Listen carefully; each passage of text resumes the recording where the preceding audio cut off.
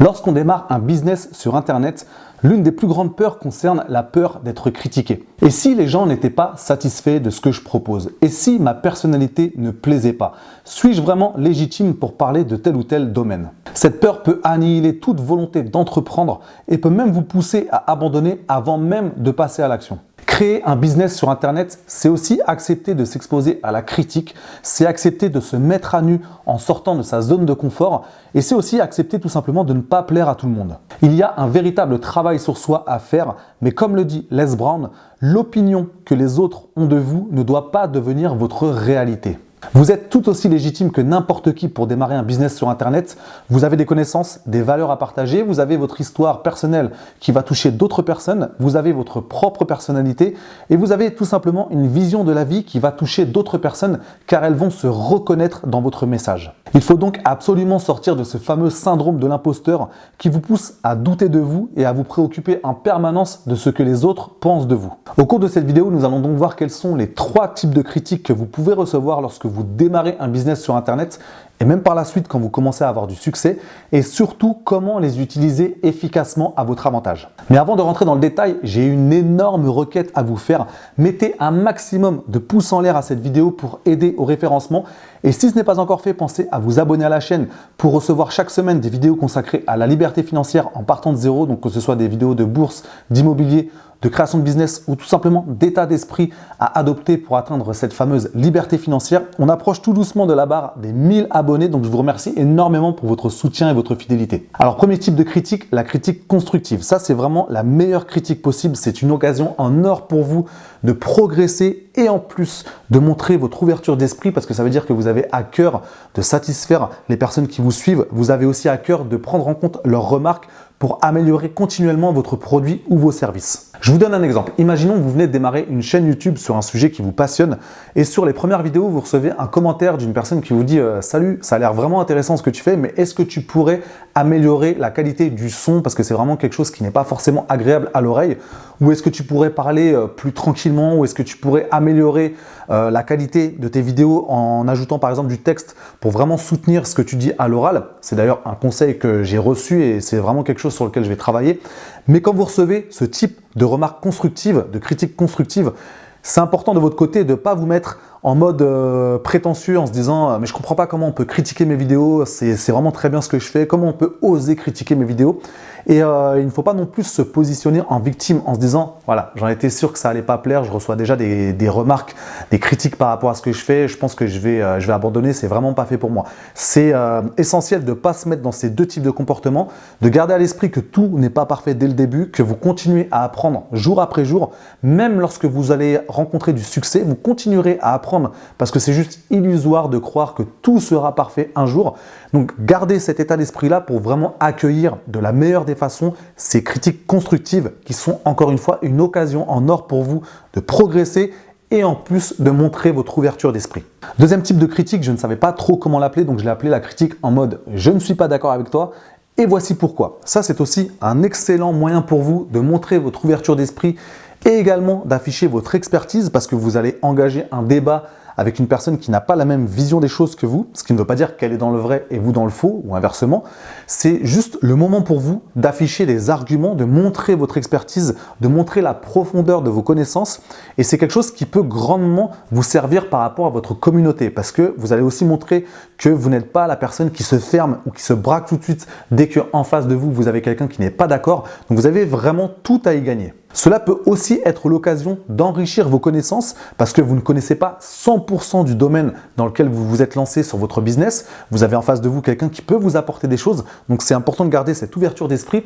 Bien évidemment, on part du principe qu'en face de vous, vous avez une personne qui est capable d'exposer des arguments dans une logique d'échange, donc qui n'est pas dans un affrontement pour vraiment imposer son point de vue et montrer que vous avez tort et que cette personne a raison.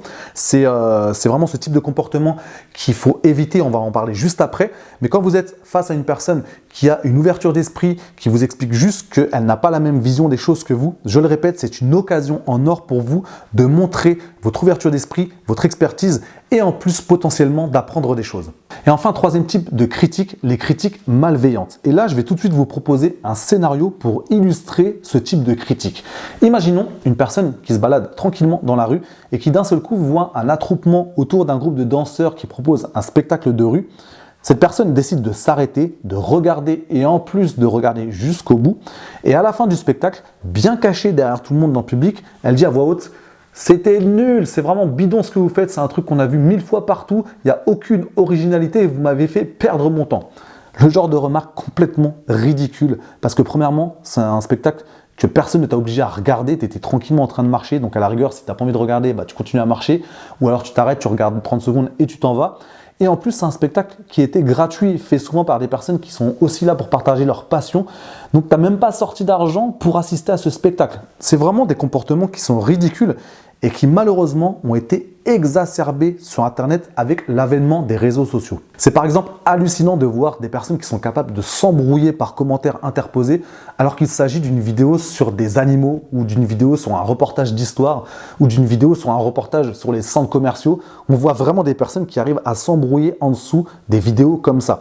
Et le problème de ça, c'est que ça a été aussi exacerbé par l'avènement des émissions de télé-réalité.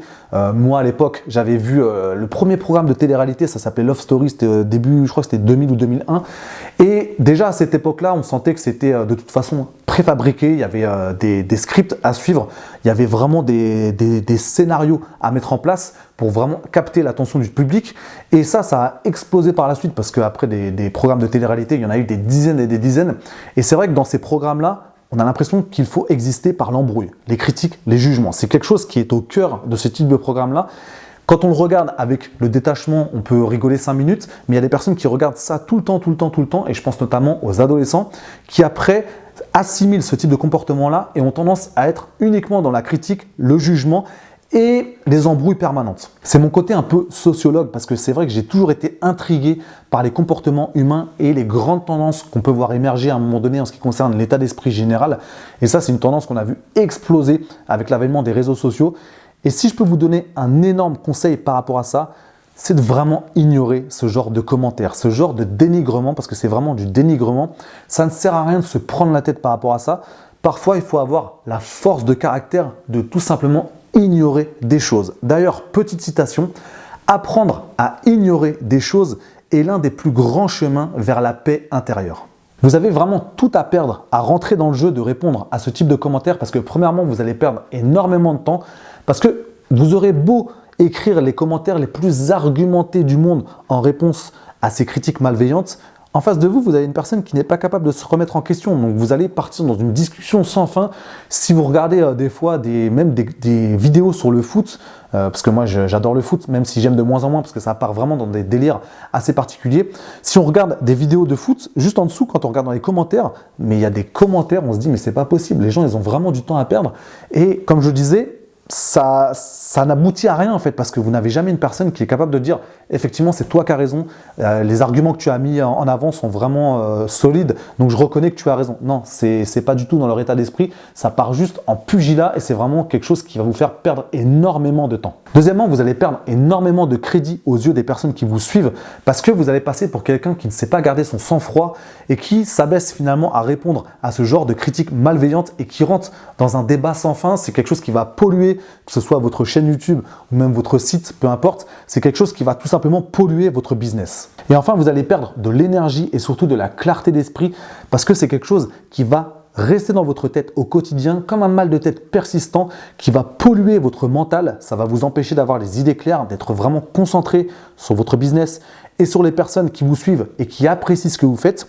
Et s'il y a quelque chose que vous devez vraiment protéger pour réussir dans le business, dans l'investissement ou même dans n'importe quel domaine de la vie, c'est votre mental parce que c'est quelque chose qui détermine en grande partie votre réussite dans tel ou tel domaine. Et par rapport à ça, je vais vous donner une citation qui n'a rien à voir avec le domaine du business ou de l'investissement. C'est une citation qui est issue du film Avengers Endgame.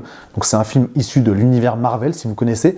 Dans ce film, il y a un personnage qui s'appelle Tony Stark qui à un moment donné dit « Le ressentiment est corrosif ». Et c'est vraiment une phrase que j'ai gardée en tête parce que je me suis aperçu à quel point c'était vrai, à quel point le fait d'être rempli de ressentiments vis-à-vis de telle ou telle personne qui vous a mal parlé, qui a fait une critique malveillante, finalement ça va vous ronger de l'intérieur. C'est vraiment quelque chose qui est ultra corrosif. Donc je le répète encore une fois, la meilleure solution pour vous, la meilleure chose à faire, c'est de tout simplement ignorer ce genre de critiques malveillantes. Je vais d'ailleurs vous donner une technique qui est ultra efficace pour prendre de la hauteur et vraiment comprendre le côté ridicule de ce type de critiques malveillantes.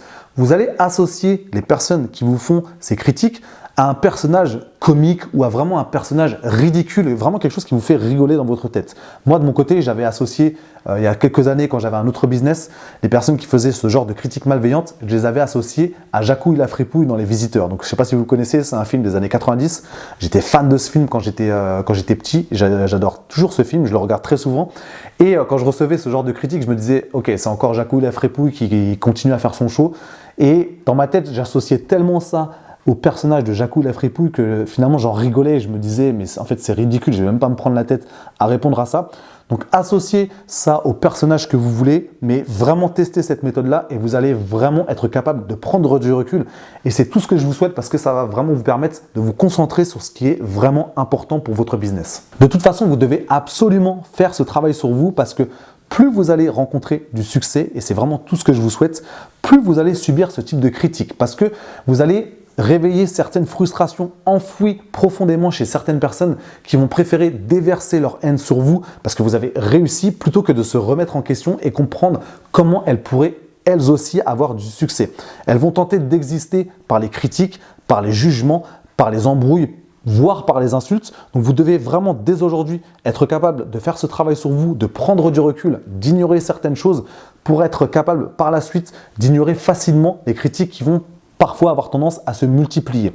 Et je vais terminer cette vidéo en vous donnant une dernière citation, parce que je sais que vous adorez les citations. Vous adorez ça, je sais que vous n'osez pas le dire, mais vous adorez les citations. C'est une citation de Paulo Coelho qui dit que le fou qui épie par-dessus le mur et donne des conseils sur le jardin d'autrui ne soigne pas ses propres plantes. Nous voici maintenant arrivés à la fin de cette vidéo, j'espère qu'elle vous a plu et qu'elle vous a permis de voir que finalement sous le terme de critique, il y a plusieurs choses différentes. Il y a des critiques qui sont très importantes pour votre business pour continuer à progresser, alors qu'à l'inverse, vous avez des critiques qu'il faut tout simplement être capable d'ignorer. Dites-moi dans les commentaires si vous avez déjà renoncé à vous lancer dans la création de business sur Internet de peur d'être jugé et quelles sont les techniques que vous avez déployées pour prendre de la hauteur par rapport à ces critiques malveillantes. Si cette vidéo vous a plu, pensez à mettre un maximum de pouces en l'air pour faire plaisir à l'algorithme de YouTube et aider au référencement de cette vidéo. Et si ce n'est pas encore fait, pensez à vous abonner à la chaîne et à activer la cloche de notification pour être alerté de la sortie des prochaines vidéos consacrées à l'atteinte de la liberté financière en partant de zéro. Prochainement, on va passer à un rythme de 2 vidéos par semaine, donc une vidéo le mercredi soir et une vidéo le dimanche midi. Je ne vous cache pas que c'est un véritable challenge parce que ayant une vie de famille et un travail salarié à côté, c'est quelque chose qui demande une grosse organisation. Mais voilà, je me suis dit c'est important de passer à ce rythme de 2 vidéos par semaine parce que je veux vraiment vous donner le plus de contenu de valeur pour vous permettre d'atteindre cet objectif de liberté financière. Donc je vous remercie pour votre attention, pour votre soutien et votre fidélité. Je vous dis à très bientôt pour la prochaine vidéo.